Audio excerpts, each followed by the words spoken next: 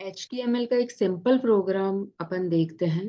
देखो, HTML में comment बनाने के लिए हम जो टैग यूज करते हैं, angle bracket, exclamatory symbol, 2 hyphen, then program का नाम, a simple program in HTML, और क्लोज करने के लिए कमेंट, 2 हाइफन और एंगल ब्रैकेट।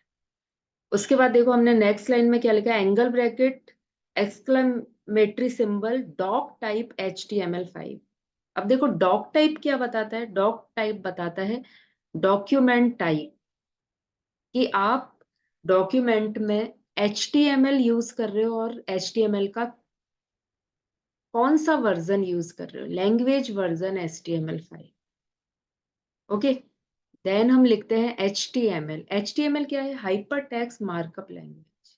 ये HTML एलिमेंट जो है वो क्या रिप्रेजेंट करता है, the root of an HTML document. मतलब जो हम एक वेब पेज बनाना चाह रहे हैं ना, उसकी स्टार्टिंग है ये, उसका रूट है।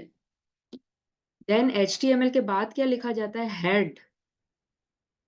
हेड की देखो क्या definition, the head element represents a collection of Meta data of the document. मतलब जो डॉक्यूमेंट बना रहे हैं हम, वेब पेज बना रहे हैं, उसका डिस्क्रिप्शन बताता है ये, Meta data for the document.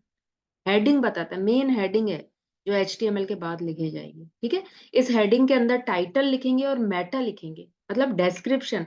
जब ऑनलाइन आप वेबसाइट देखते हो तो आप देखते हो ऑनलाइन वेबसाइट के नीचे कुछ लाइंस लिखी आती है, डिस्क्रिप्शन लिखा हुआ आ जाता है, उसे ही मेटा कहते हैं। ओके, तो देखो हेडिंग के बाद हमने क्या लिखा, टाइटल, जो वेब पेज के सबसे ऊपर दिखाई देगा। तो टाइटल क्या रिप्रेजेंट करता है, the title element represents the documents title और नेम। डॉक्यूमेंट का टाइटल बताएगा, नेम बताएगा, जो सबसे ऊपर आएगा। क्या लिखा हुआ आएगा, हम क्या लिख रहे हैं, माई वेब पेज। ओके, तो अभी हमने देखा है हेड, और क्या क्या रख रहा है, टाइटल और मेटा। देखो मेटा इस तरीके से लिखा जाता है, मेटा देन नेम। उसमें लिखा जाता है नेम क्या है, जो डिस्क्रिप्शन है, एक ऑथर है, ऑथर बना रहा है ये वेब पेज। ओके, और उसमें कंटेंट क्या है, जैसे मैं लिख रही हूँ, डॉक्टर पूजा जैन। लेकिन ये अभी नहीं दिखेगा आपको, जब ये ऑनलाइन बन जाएगा वेब पेज, तब दिखाई देगा ये मैटर। ओके, तो आपको क्या क्या ध्यान रखना है, स्टार्टिंग हमने करी कि हम कौन सा वर्जन यूज कर रहे हैं, हम कौन सी लैंग्वेज यूज कर रहे हैं, तो वो बताएगा डॉक टाइप HTML5। उसके बाद हमने HTML लिखा, देन हेड लिखा, देन टाइटल लिखा। ओके, एक मेटा और यूज करा है हमने, अब आप यूज करना है इसको। अब टाइटल को हमने देखो यहाँ क्लोज कर दिया था, क्लोजिंग टैग भी लगाया था। इसी तरीके से हेडिंग के लिए क्लोजिंग क्या आ जाएगा, स्लैश हेड। ओके, उसके बाद हमने बॉडी स्टार्ट करी। बॉडी क्या रिप्रेजेंट करता है, बॉडी एक ऐसा एलिमेंट है HTML का जो रिप्रेजेंट करता है content of the document. Web page में क्या क्या दिखाई दे रहा है आपको, क्या मैटर हम लिख रहे हैं, क्या कंटेंट हम यूज कर रहे हैं, राइट। बॉडी के अंदर अब हम H1 हेडर यूज कर रहे हैं, H1 header, H4 header use कर रहे हैं, एक पैराग्राफ यूज कर रहे हैं हम। ठीक है, तो देखो हम बॉडी में अब क्या लिख रहे हैं, हम H1 यानी हेडिंग, फर्स्ट हेडिंग लिख रहे हैं, the H1 element represent a section heading. Okay, H1 के बाद हमने क्या लिखा, स्टाइल। अब हम जो बॉडी में कंटेंट यूज कर रहे हैं, उस कंटेंट में हम कुछ फॉर्मेटिंग सेट करना चाह रहे हैं। जैसे मैं स्टाइल इक्वल टू बता रही हूँ बैकग्राउंड कलर, इसको लिखने का देखो ये सिंटेक्स है, आपको याद होना चाहिए। Style equal to background hyphen colour, उसके बाद कॉलन लगाया है ना।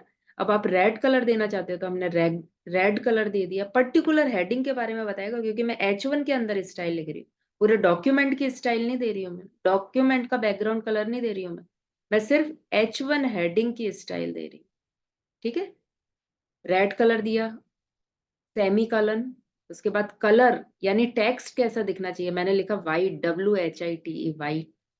और कंटेंट क्या है, hello comma BCA exclamatory symbol.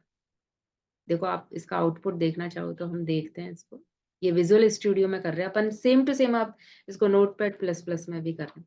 अब देखो H1 हेड जो आ रहा है सबसे इनलार्ज होता है जो है ना, H1 टैग, H2 उससे लो है ना, इस टाइप से S6 तक चलते हैं, अपन ने पढ़ा था इसके बारे में। तो H1 में देखो जो एनलार्ज टैग होता है, हेलो कॉमा BCA। अब हमने क्या दिया था, इसके बैकग्राउंड कलर हमने रेड दिया था ना, तो देखो तुम देख रहे हो रेड आ रहा है, और टेक्स्ट जो हेलो BCA लिखा हुआ आ रहा है वो कैसा आ रहा है, वाइट। तो ये वाइट आ गया, आया समझ में। अब इसी तरीके से देखो, इसको क्लोज करते हैं अपन, H4 दे रहे हैं, H4 जो 4th नंबर की हेडिंग होती है, उसमें हम क्या स्टाइल देना चाह रहे हैं, बैकग्राउंड कलर ग्रीन देना चाह रहे हैं। ओके, जो मैटर टेक्स्ट लिखेंगे वो कैसा दिखाई देना चाहिए, वाइट। और कंटेंट क्या है, this is my first web page. Okay, देखो अब इसका प्रीव्यू देखते हैं हम इधर। देखो ये बैकग्राउंड कलर ग्रीन आ रहा है। ओके, और जो टेक्स्ट आ रहा है, this is my first web page, white में आ रहा है ना, यही सेम चीज दिया हमने। ओके, नेक्स्ट देखो हम क्या देख रहे हैं, close it, angle bracket P, P यानी पैराग्राफ टैग। हम पैराग्राफ टैग के बारे में बता रहे हैं। पी रिप्रेजेंट किसको करता है, पैराग्राफ। पैराग्राफ यूज करने का क्या मतलब है, देखो हम हेडर भी यूज कर रहे हैं, पैराग्राफ में हम कलेक्शन ऑफ सेंटेंसेस लिखते हैं और पर्टिकुलर पैराग्राफ के लिए अप्लाई होगा। ओके, तो ये देखो अपन हेडिंग के रूप में भी कोई कंटेंट दे सकते हैं, इसी तरीके से पैराग्राफ के रूप में मल्टीपल लाइंस में हम सेटिंग कर। ओके, ये भी एक HTML का टैग है।